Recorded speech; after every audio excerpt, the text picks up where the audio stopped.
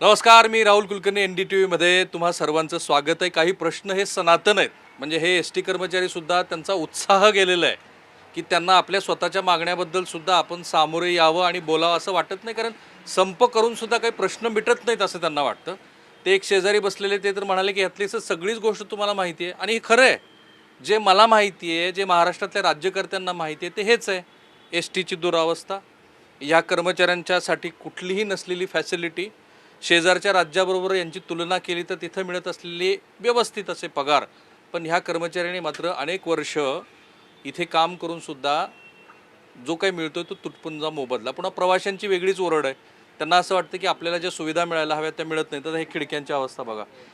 कित्येक वेळेला माध्यमांनी गळणाऱ्या गाड्या, तुटलेल्या खिडक्या अशा सगळ्या दाखवल्या आणि तरीसुद्धा राज्यकर्ते सगळ्या पक्षाच्या हे तात्पुरत्या स्वरूपातल्या उपाययोजना करतात. सार्वजनिक वाहतूक व्यवस्थेबद्दल STनं म्हणजे माझ्यासहित अनेकांनी आमच्या शिक्षणासाठी डबे आणून दिलेत STने.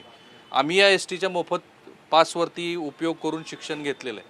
आणि असं असूनसुद्धा ज्या STबद्दल विरोधात असलेली मंडळी सत्तेत गेलं की वेगळं बोलतात, सत्तेतली मंडळी विरोधात आली की वेगळी बोलतात. आता ज्यांची नावं तुम्हाला मला सांगायची नाही आहेत, तुम्हाला माहितीच आहे ती सगळी नावं. तर एकदा ह्यांचं पगारपत्रक बघू आणि मग पुढच्या चर्चेला सुरुवात करू. कुठं आहे पगारपत्रक? सगळ्याला पुरेसा मोबदला मिळतो ना? नाही. 50,000 रुपये पगार मिळतो आहे असे किती कर्मचारी? जर हात वर करावं. हा, एकही नाही. जरा मोठ्याने तरी बोला. महाराष्ट्र 40,000 रुपये पगार मिळतो आहे 25 वर्षाच्या सेवेनंतर. 30 वर्षाच्या सर्व्हिस नंतर 40 होते. हा, 30 वर्षाची सर्व्हिस झाल्यावर 40,000 पगार होतो. सगळ्यात सिनियर आहे ते. हा, आणि STची दुरावस्था व्हायचं एकच कारण आहे की आम्ही ह्याच्या आधी भांडलोच नाही कधी. हक्कासाठी नाही आणि कर्तव्यासाठी पण नाही. आम्ही फक्त यांनी मजुरी मानेव जोखट टाकलं त्याप्रमाणे बैलाप्रमाणे काम केलेले आहे. त्यामुळे आता निवडणूक यांना दाखवायचं आहे आम्हाला. क्या बात आहे. काय की तुमची लायकी काय. हे जोपर्यंत सत्तेच्या बाहेर होते तोपर्यंत त्यांची सगळी कॉन्ट्रॅक्ट होती. सत्तेत गेल्या होती ही आता सगळं बंद झालं. 2 आमदार भांडत होते, हो, गोपीचंद पडळकर साहेब आणि सदाभाऊ खोत. आता कुठे आहेत? आता आहेत कुठे ते? असंच आहे ना, सत्तेत असलं की विरोधी भाषा बोलायची, विरोधात असलं. आता त्या सगळ्या आमदार खासदारांना जे कुठल्या पक्षात असतील ते खड्ड्या जाऊ दे, सगळ्यांना घरात बसवा. नाहीतर सगळ्यांना लाईव्ह आणा, त्यांना म्हणा आमच्या समोर चर्चा करा. तुमच्यात दम असेल ना तर लाईव्ह चर्चा करा. बंद दाराड चर्चाच नको कसली आम्हाला. पहिलीच मी मुलाखतीची जी ओपनिंग रिमार्क्स आपण ज्याला म्हणतो, पहिलाच त्यांची भावना किती तीव्र आहे बघा. अच्छा, यांच्या एवढा तरी पगार मिळतो असे किती लोक आहेत? नाही. तुम्हाला पगार किती? 30,000. 30. तुम्हाला 25,000. सर्व्हिस किती झाली? 8 वर्ष. तुम्हाला सर्व्हिस 22 वर्ष. 22 वर्ष आणि पगार 30,000.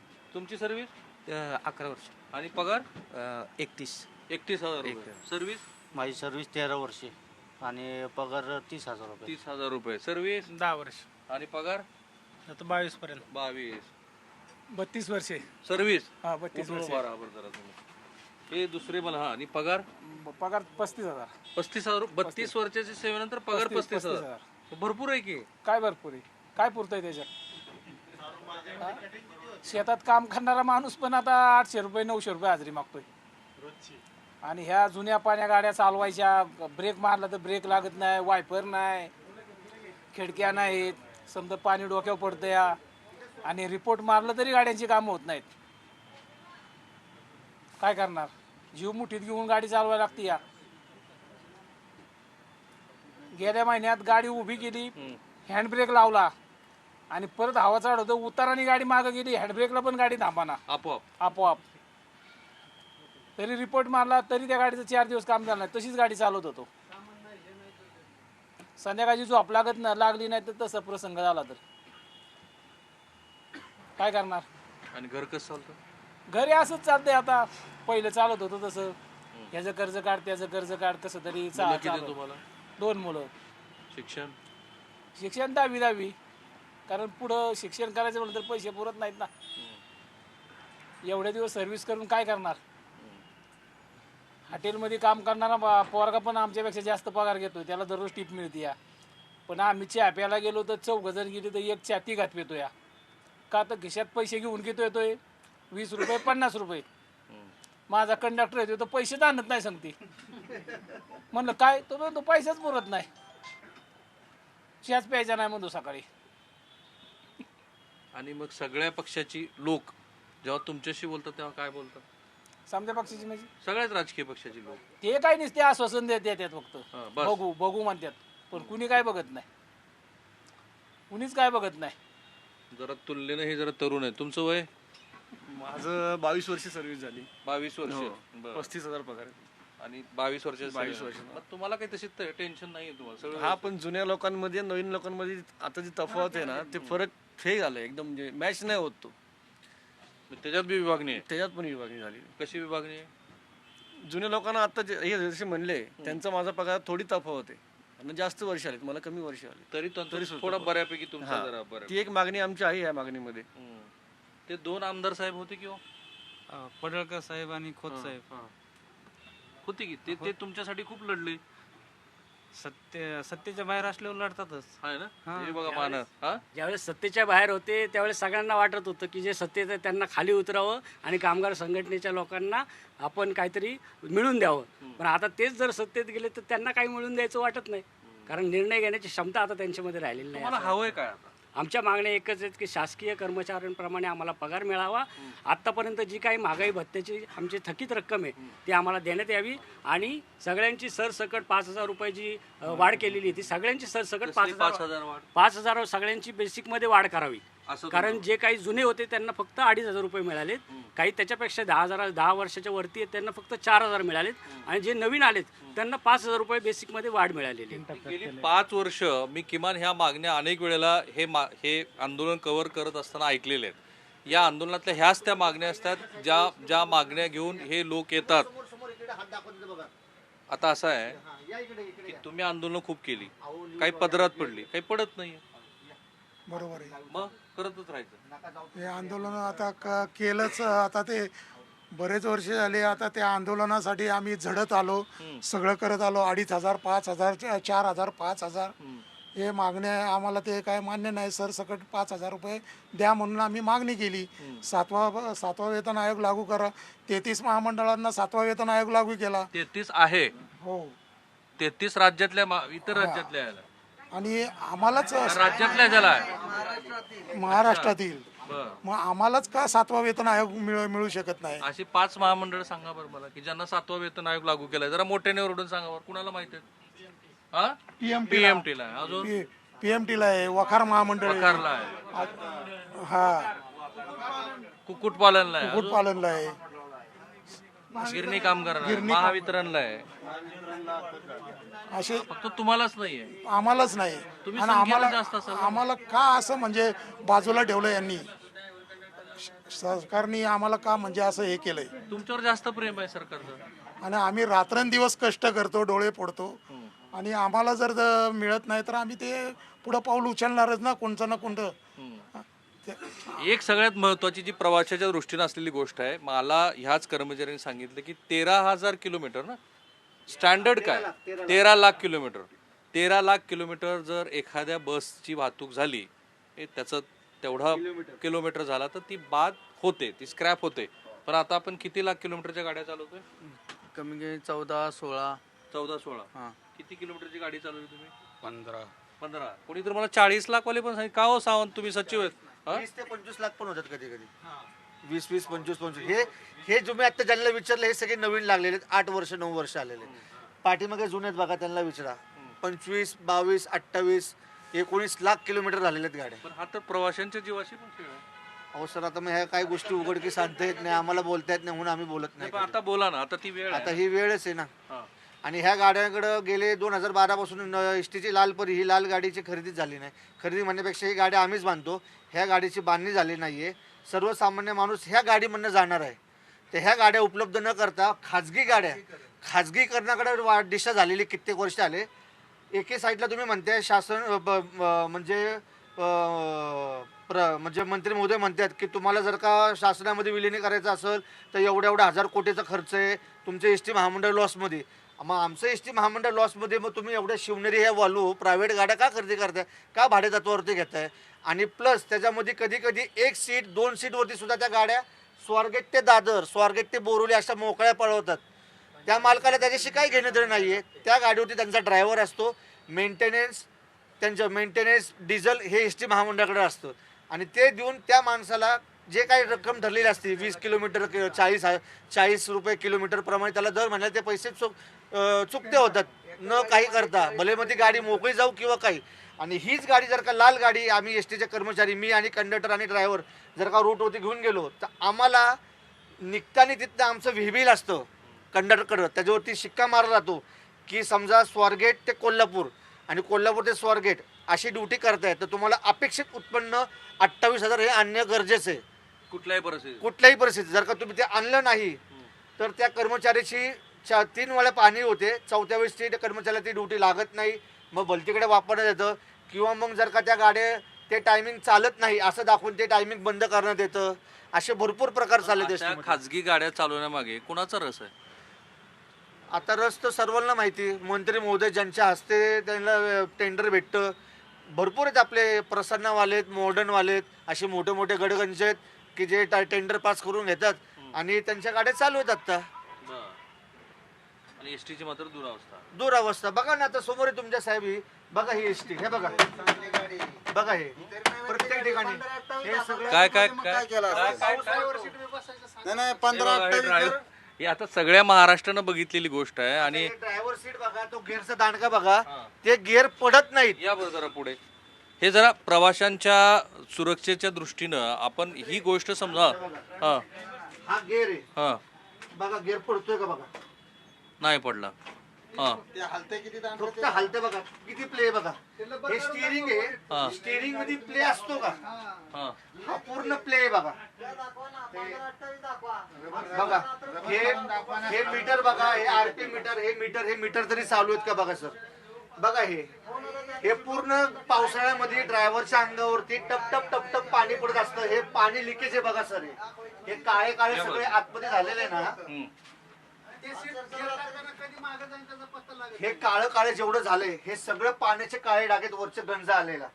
आणि हे बघा हे तर सगळं इंजिनचा धूर आहे, तो इंजिनचा सगळा आवाज पाठीमागं प्रवाशांना जातो ढार करणं. हे पत्रे बघा सगळं लूज आहे, फक्त एक पाय दाबा सगळं मोकळे, त्याला काय रिपीट नाही, काय नाही, धडधड धडधड धडधड धडधड एवढं होते. किती किलोमीटर रनिंग आहे गाडीची आताची? मीटर बंद आहे, मीटरच बंद आहेत. अच्छा मला एक प्रश्न, जेव्हा पासिंगला जाणार असेल त्यावेळेस मीटर चालू करून ठेवतात की ते मीटर म्हणजे हा उघड फ्रॉड आहे. नाही मला बघा यातली कुठली गोष्ट राज्यकर्त्यांना माहिती नाही मला सांगा. महत्वाची गोष्ट, एसटीच्या आरटीओच्या नियमाप्रमाणे एसटीची गाडी ही निघते तेव्हा गाडीची दुरावस्था नसली पाहिजे. गाडीला दोन्ही काचा असल्या पाहिजेत, म्हणजे बाहेरच्या त्या साईड मिरर, आणि गाडीमध्ये स्पेअर पार्ट असले पाहिजे, जॅक टॉमी, ज्यांनी चाक खोललं पाहिजे, टूल बघा याच्यामध्ये फक्त जॅक आहे. तुम्हाला दिसतोय कुठं काही पाना, टॉमी पाना किंवा काय आहे का? तो ही जॅकची अवस्था बघा, हे बघा हा जॅक आहे, हा जॅक आहे बघा.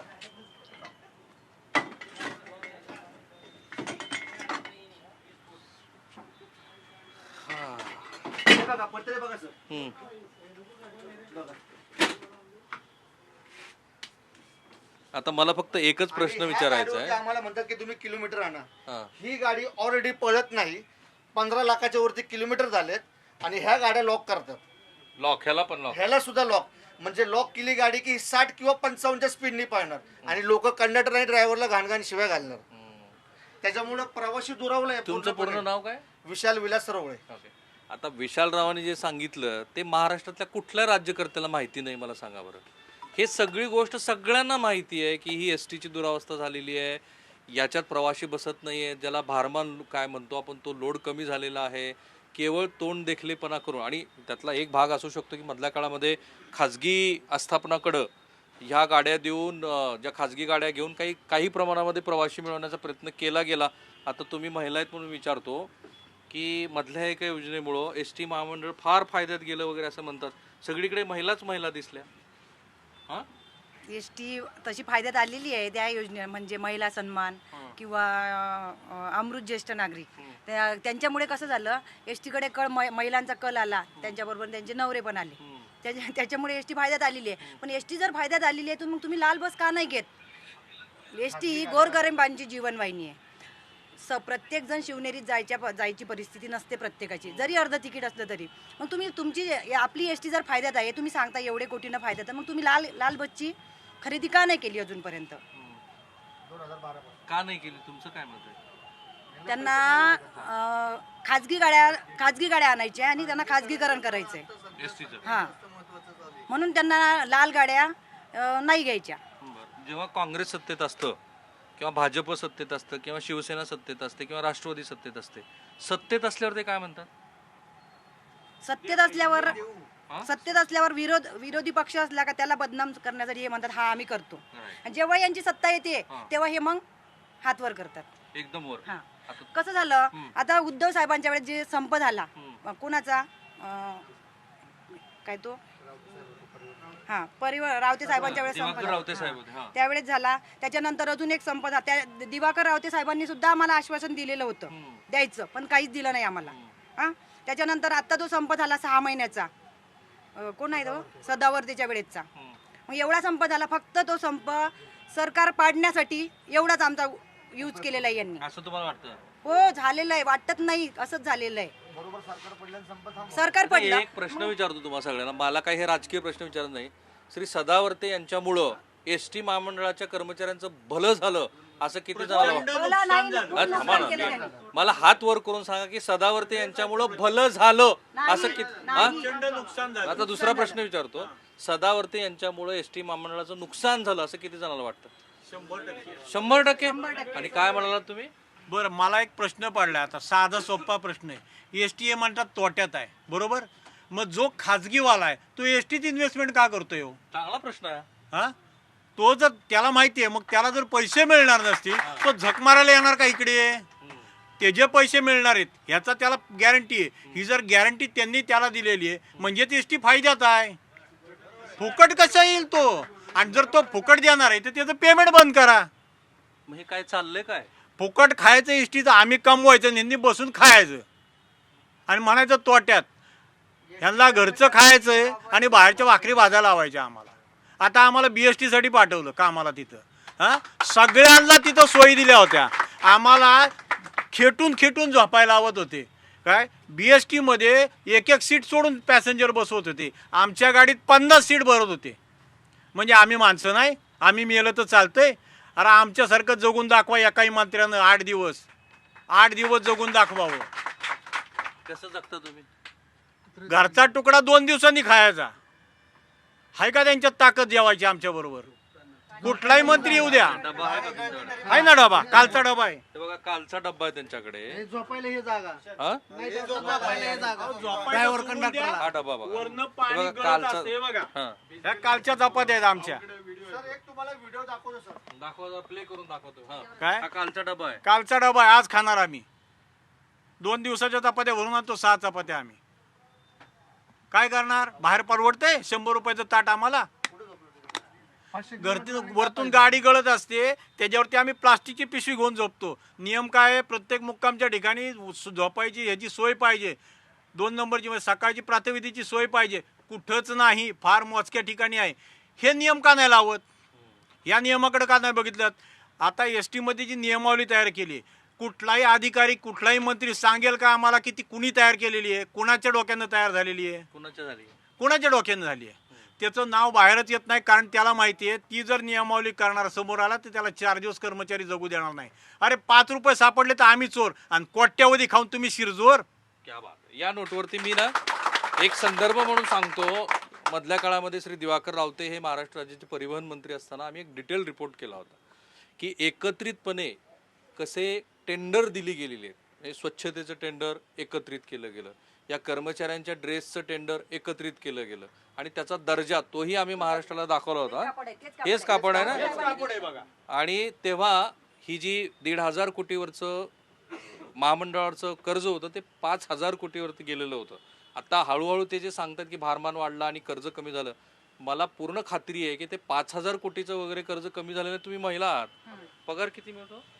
मला हातात मिळतो 25,000. 25,000. मग सगळं व्यवस्थित आहे. काय व्यवस्थित आहे? कसं चालणार?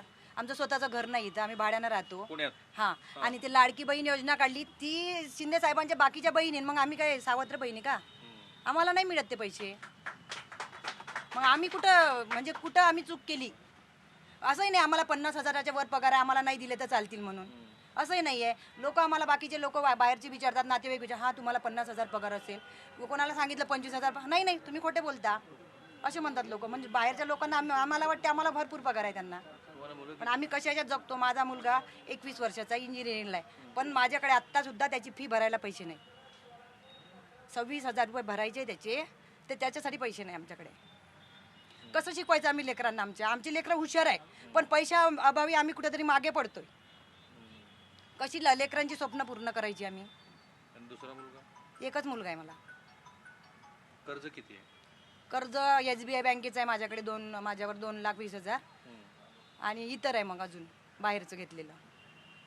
आणि पगार सुद्धा वेळेवर होत नाही. आम्ही महिनाभर काम करतो आणि महिन्याच्या शेवटी असं वाटते आपला 7 तारखेला पगार होणार, पण त्या पगारासाठी सुद्धा आम्हाला 2-2 दिवस आंदोलन. गेल्या महिन्याचा पगार किती तारखेला झाला? गेल्या महिन्याचा झाला 13 तारखेला. त्याच्या आधीच्या महिन्याचा? त्याच्या अगोदर 15 तारखेनंतर त्याच्या झाला. आधीच्या महिन्याचा? त्याच्या अगोदर पण म्हणजे 7 तारखेला होत होता, तर 10-15 दिवस लेटच झाले पगार. कुठलाही पगार असा 7ला झाला? एवढ्याच झाला नाही. तुम्हाला एक काहीतरी व्हिडिओ मला दाखवायचा होता. बघा, पाऊस पडतोय आणि पावसाच्या ह्याच्यामध्ये बघा तुम्ही, आम्ही इथे खाली झोपतो. ही दाखवा त्याच्यामध्ये जरा. झोपायला हे सुद्धा जागा महाराष्ट्राला दाखवा. बघा, प्रवाशांची एक बाजू आहे का? तर निश्चितपणे आहे. त्याच्याबद्दल कधी तर सविस्तर बोलूच आपण. ते रेफरन्सेस मी इथेही घेतलेले आहेत. आत्ता संप हा कर्मचाऱ्यांच्या मागण्यासंदर्भातला आहे आणि त्यांना असं वाटतं की जे बेसिक्स गोष्टी असतात, ज्या कर्मचाऱ्यांच्या अधिकाराबद्दल आपण बोलतो, त्या आपण पार पाडलेल्या. तर ही काही नवीन गोष्ट नाही. पुन्हा पुन्हा मी सांगतोय की महाराष्ट्रातला असा कुठलाच राज्यकर्ता नसेल की ज्याला हे जे सांगतात ते माहीत नाही. त्यांची ती भाकरीची ही पण त्यांनी बैल. आता तर कोणी आमदार त्यांच्या रिझर्व्ह सीटवर बसत पण नाही. दाखवा बरं जरा. हा माझा मुक्कामाच्या ठिकाणी, हा. हा माझा मुक्कामाच्या ठिकाणचा व्हिडिओ आहे पावसातला, म्हणजे आता एक 4 दिवसापूर्वीचा.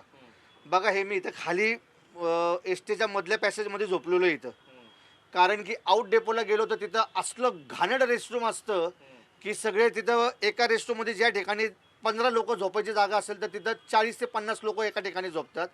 ते येतात बाहेरून, त्याच्या चिखलाच्या चपला बिपला सगळ्या तिथंच डोक्यापाशी ठेवावे लागतात. जेवण आम्हाला तिथं करावं लागतं. अशा ठिकाणी जर का सण नाही झालं तर आम्हाला गाडीतून झोपावं लागतं. गाडीत झोपलो तर वरतून पाणी टप टप टप टप गळत असतं. हे अख्खं माझं झोपे, मला एवढी झोप आवरत नव्हती की त्याच्यामध्ये मला वरतून पाणी पडलेलं, माझा सगळा खालचा बिछाना झोप भिजलेला, हे सुद्धा मला कळलं नाही. एक थोडा कडवट प्रश्न विचारतो. तुम्हा सगळ्या लोकांचं तुमच्याच ST कर्मचाऱ्याच्या संघटनांनी वाटोळं केलं असं किती जणांना वाटतं? आपापसात सगळे वाद आहेत, कुणाचाच कुणाशी मेळ नाहीये. कुठल्याही संघटनेनं वाटोळ केलं नाही. माझं साधं सोपं मत आहे.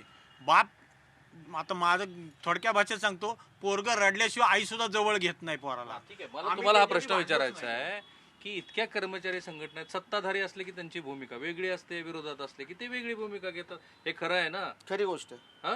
म्हणजे आपल्या स्वतःच्या मागण्यासाठी सुद्धा एकत्रित यावं असं वाटत नाही. एकत्र आता ह्या एवढ्या संघटना झाल्यात, त्या संघटना आमच्या कर्मचाऱ्यांना एकत्र येऊनच देत नाहीत. बरोबर. मग आता तुम्हाला सांगा, आता आज पण बघा कित्येक ठिकाणी संघटना नाहीये. आज दोन संघटना आहेत. त्यांनी बरोबर प्रेशर टाकून ह्याला सांगितले की आपले लोक गेले नाही पाहिजे. सत्ताधारी पक्षाने आपली तिथे गेले नाही पाहिजे, तुमचं टायमिंग हल्लं पाहिजे. हे आमच्या कर्मचाऱ्यांना मुळात काय काय गोष्टी कळत नाहीत आणि त्यामुळे काही बसेस सुरू आहेत. अच्छा, मग अशी एक बोलताना एक ही जी आपली काय मुंबई पुणे चालते, तो कोणीतरी कर्मचारी मला सांगत होता त्या बसची पण दुरावस्था आहे. मुंबई पुणे कोण करतं यापैकी? मुंबई पुणे कोण करतं? तुम्ही करताय? व्यवस्थित आहे ना? शिवनेरी तर व्यवस्थित आहे. शिवनेरीच्या गाड्या आहेत, कारण त्या खाजगी गाड्या आहेत, त्यामुळं त्यांचं मेंटेनन्स कसं त्यांच्याकडे असतं, त्यामुळं त्या गाड्या चांगल्या आहेत ज्या शिवनेरी चालतात त्या. आणि आता ज्या नवीन ज्या हिरकणी बसेस आलेल्या आहेत त्या बसेसची पण अवस्था थोडी चांगली आहे, परंतु कधी कधी काय होतं, त्या BS6 मॉडेलच्या गाड्या आहेत आणि त्यांचं मेंटेनन्स सगळं कंपनीकडे आहेत, कारण त्या वॉरंटीमधल्या आहेत. कधी कधी रस्त्यामध्ये गाडी जर ब्रेकडाऊन पडली, काही गाडीमध्ये बिघाड झाली, तर त्या गाडीचं जोपर्यंत कंपनीचे माणूस येत नाहीत तोपर्यंत तो चालक वाहक तो रस्त्यामध्येच उभा असतो. कारण STचा वर्कशॉपवाला हात लावत नाही, कारण त्या गाड्या वॉरंटीमध्ये आहेत. कारण त्या गाड्यांचं जर काम STच्या कर्मचाऱ्यांनी केलं तर तिची वॉरंटी संपेल आणि नुकसान सगळं STला भरपाई करावं लागेल असं त्यांचं मत आहे. आता त्याची ही गाडी जी आलेली आहे ही BS6 मॉडेलची आहे ही गाडी, आणि ह्या गाडीचं मेंटेनन्स सध्या वॉरंटीमध्ये असल्यामुळे ही गाडी कंपनी रिपेअर करते जर कुठे बिघाड झाली, काय झालं तर. आता मला ना शेवटचे तुमच्या सगळ्या लोकांचे काही अनुभव मला ऐकून घ्यायचे. तुम्ही ज्या पद्धतीच्या गाड्या चालवता त्यांनी काय होतं? काय प्रत्येकाला अनुभव, प्रत्येक वेगवेगळे अनुभव येतात गाडी चालवण्याचे. जसं की त्यामुळे आपल्याकडे शिवनेरी आहे, साधी बस आहे, हिरकणी आहे. प्रत्येक वेगवेगळे अनुभव असतात गाडी चालवण्याचे. सर्वात जेव्हा चांगली शिवनेरी, त्यानंतर हिरकणी बस, मग साधी बस येते. असं प्रत्येक अनुभव वेगवेगळे मला असं सांगितलं की बसची अवस्था एवढी खराब आहे की बस चालवणं हेच अवघड आहे. हो अवघड आहे, कारण काय काय बहुतेक गाड्यांचं असं आहे, काय गाड्यांचा ब्रेक कमी लागतो, काय गाड्यांचं घेर 2च घेर पडतात, 2 घेर पडतच नाहीत. अजिबात फर्स्ट पडत नाही, सेकंड पडत नाही. मग आम्ही ते थर्डवरच गाडी उठवतो. तिथपर्यंत हा थर्डवर ज्या टायमाला स्टार्ट गाडी करतो त्या टायमाला आम्ही थर्डवरच उठवतो, कारण तिचा फर्स्ट सेकंड पडतच नाही.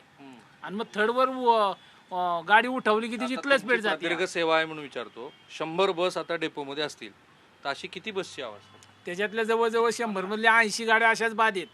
80 गाड्यांचं घेर आहे ना, साध्या गाड्यांचं 2-2 घेर पडत पण नाहीत, आणि पडला तरी तो लगेच घसरतो. या 80 गाड्याच्या हो असेल. आता मी आंतरराज्यामध्ये काम करतो, आंतरराज्यामध्ये एका राज्याचा दुसऱ्या हो असले साधेच गाड्या असतात तिथं. म्हणजे काही सोय नाही आम्हाला ड्रायव्हर कंडक्टरला तिथं. आणि गाड्या पण अशाच असतात, कुणाची घेर पडत नाही, कुणाचे क्लच फेल होतात, कुणाचं काय मध्येच ब्रेकडाऊन होती. खूप त्रास होतो त्यामुळे. ब्रेकडाऊन होतो. तुमच्या कधी झालं का ब्रेकडाऊन असं? बरेच वेळा आमच्या जोडीला असतात. एखादा प्रसंग सांगा ब्रेकडाऊन झाल्याचा. ते ब्रेक मारला तर ब्रेक लागत नाही, त्याला ब्रेक रॅसिट बी नाहीत. पार्टी कधी येते? पार्टी कधी 2-2 दिवसांनी येते. म्हणजे गाडी तिथंच. त्या पार्टीचा अर्थ वेगळा इथे. पार्टीचा अर्थ असा की हा नाही तर ती वेगळी पार्टी. म्हणजे गाडी बंद पडली तर त्यानंतर ती दुसरी गाडी रिप्लेस करण्यासाठी किंवा दुरुस्त करण्यासाठी येणारी पार्टी. आणि ती पार्टी 4 दिवसांनी येते. कधी 2 दिवसांनी, कधी 3 दिवसांनी. हा ती मॅन पॉवर म्हणजे थांबा. असं बंद पडलेली नादुरुस्त असलेली गाडी चालून काय होतं? पाठ व्यवस्थित राहते, पाया व्यवस्थित, परत नादुरुस्त होतात ते. अजून काय होतं? आधीच म्हातारपण त्यात लवकर मरतो. आधीच म्हातारपण त्यात लवकर मरतो. झाल्यावर लवकर मरते. बसायची सीट नाही, लाईट नाही, 8 किलोमीटर वरती लाईट नाही, बसायची सीट ड्रायव्हर सीटचं नीट नाही. ते कधी मागे जाते गिअर टाकताना, कधी पुढे जाते, कधी ते लाईट लावली तर चिमणी लावली का बॅटरी लावली काही कळत नाही. पुढून 2 व्हीलर आली तर दिसत नाही, काही हॉर्न नसते, इंडिकेटर नसते, चालू दे जाऊ दे, आरसा नसते. सर्वात महत्वाचं लाईट नाईटच्या वेळेस गाडीला हेडलाईट आहेत का? होय, हेडलाईट पण नाहीत का बसेस?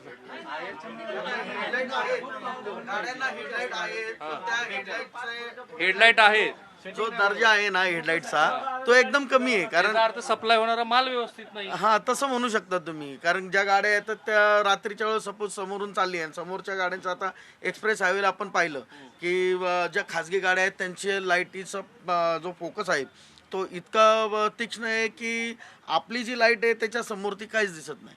अशा वेळेस ड्रायव्हर लोकांना गाडी चालवण्यासाठी एवढी अडचण होती. आता आम्ही कंडक्टर आहे, आम्ही पाठीमागे बसलेलो असतो, आम्हाला काय एवढं त्याच्यानी त्रास होत नाही. पण ड्रायव्हर लोकांना एवढा त्रास होतो त्या गोष्टीचा की बाबा त्यांना समोरची गोष्ट काहीच दिसत नाही. आणि पावसामध्ये तर गाडी चालवणं म्हणजे त्यांना ते बोलतात ना की खूप मोठी तारेवरची कसरत. बरं, आता शेवटच्या भागात आहोत. आता करणार काय?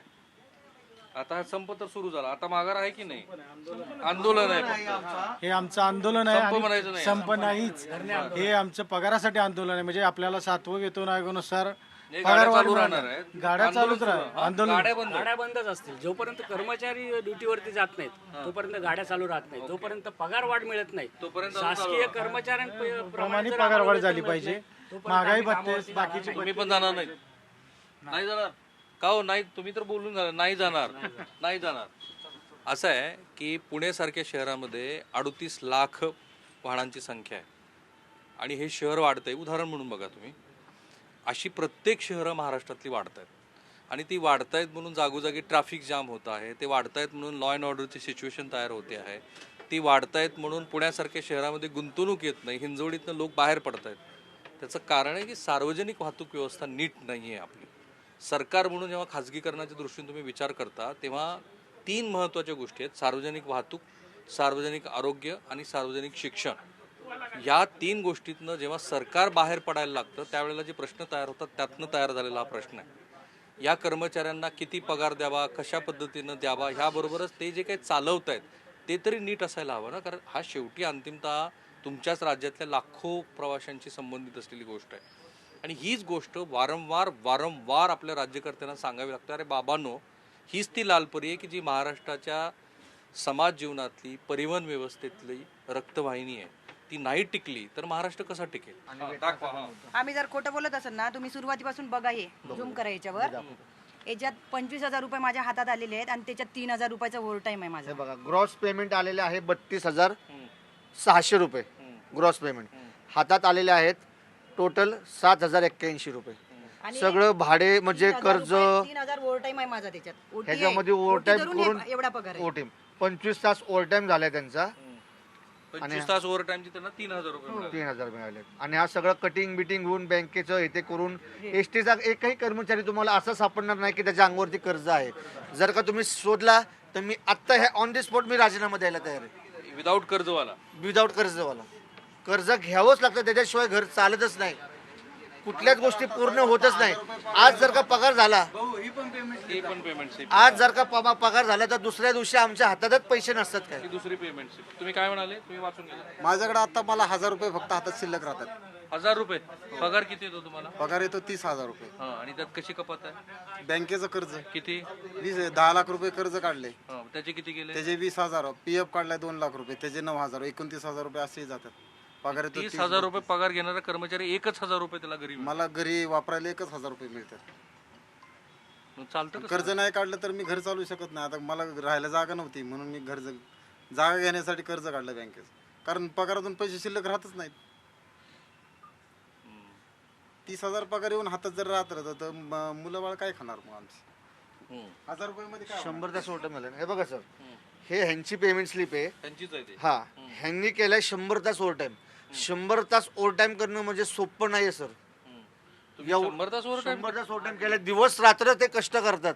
असे ड्युटीत उतरले की असे ड्युटीला जातात डोळे फोडत, जीवाची पर्वा करत नाही. 100 तास ओव्हर टाईम करून त्यांना पगार आलेला आहे ग्रॉस पेमेंट म्हणजे टोटल पगार आलेला आहे 32,826. नाही, 100 तास ओव्हर टाइम म्हणजे तुम्ही तुमचं ड्युटीचं शेड्यूल काय सध्या? काय मी सध्या पुणे कोल्हापूर करतो. कोल्हापूर करून आलं की परत रिटर्नला जायचं किंवा डबल जायचं त्याच दिवशी. त्याच दिवशी लगेच. पण ते जाऊन आलं की परत झोपायचं नाही, 1-2 तास झोप काढायची, परत पुढच्या ड्युटीला जायचं.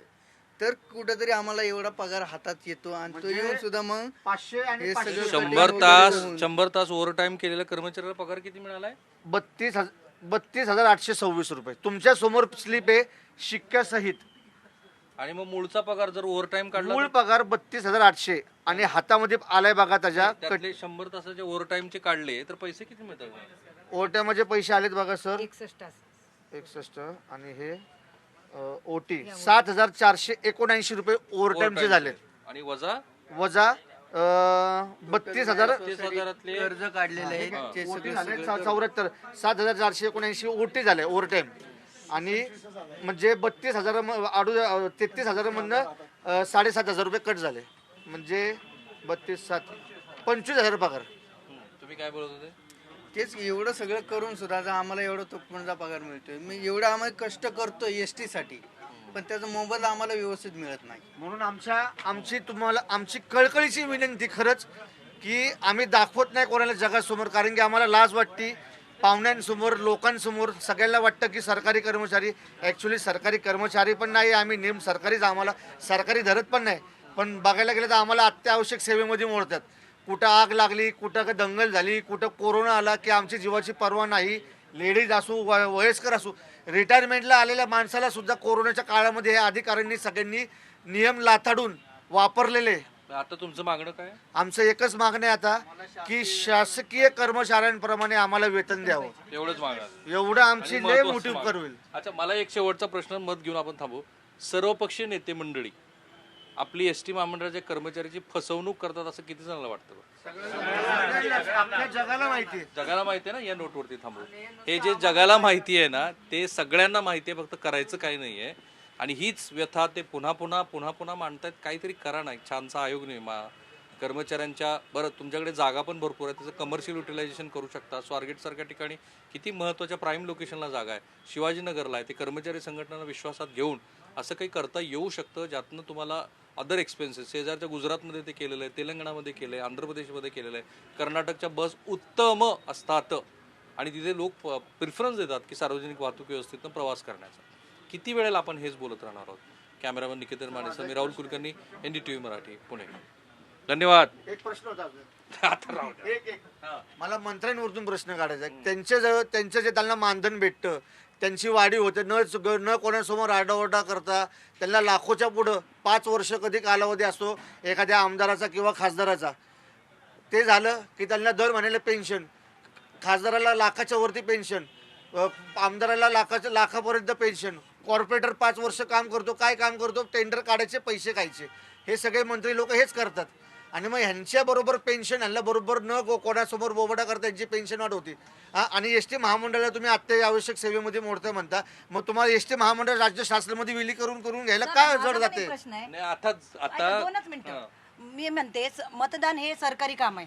तुम्ही मतदानाच्या पेट्या व्हायला एसटीचा वापर करता, मग आम्ही कर्मचारी का बरं सरकारी होऊ शकत नाही? चला आणि एस टी महामंडळावरती जर का तुमचा मंत्री, परिवहन मंत्री म्हणजे अध्यक्ष हा परिवहन मंत्री असतो ह्याचा म्हणजे कुठल्याही पक्षाचा, मग तो राज्य शासनाचे जर का एखादी म्हणजे ते सरकारी गव्हर्नमेंट खातं असेल तरच त्याच्यावरती मंत्री महोदय हे अध्यक्ष असतात.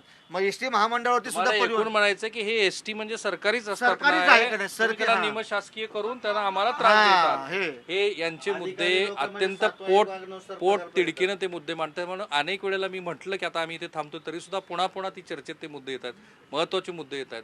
महाराष्ट्रातले जे प्रवासी आहेत त्यांना सुद्धा हा जो एस टी महामंडळाच्या कर्मचाऱ्याचा भाग आहे तो समजून घ्यायला हवा.